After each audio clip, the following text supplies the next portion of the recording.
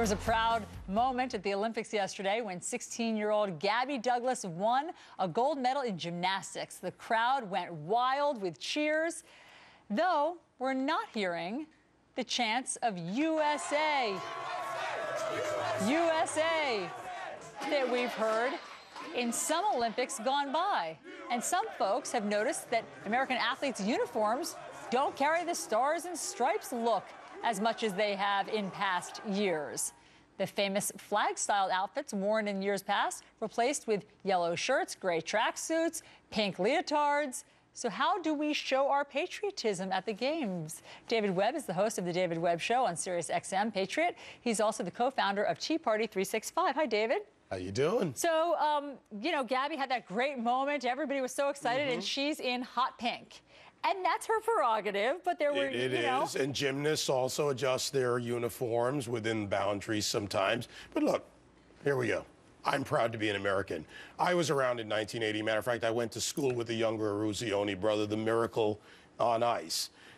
What's wrong with showing pride? What we're seeing is this kind of soft anti-American feeling that Americans can't show our exceptionalism. And frankly, if they are offended about our show and our exceptionalism, then they have that right, and I don't care, and neither do most Americans.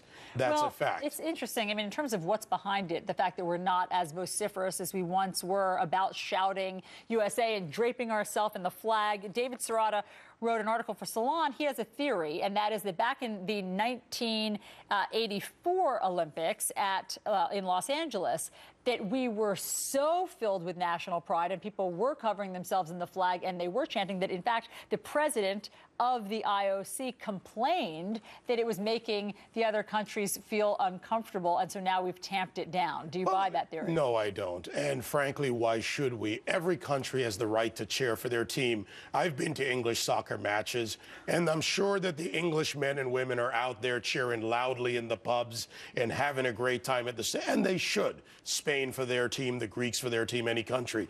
But America is America, and we are a very nationalistic nation. But we've also lost over time that jingoistic feeling. You know, the national anthem, we sing it at baseball games. I think that the national anthem should be followed with play ball. It's kind of an American thing. We've lost a little bit of that saying the Pledge of Allegiance, and I think that plays over into some of this soft acceptance. You know what? Red, white, and blue.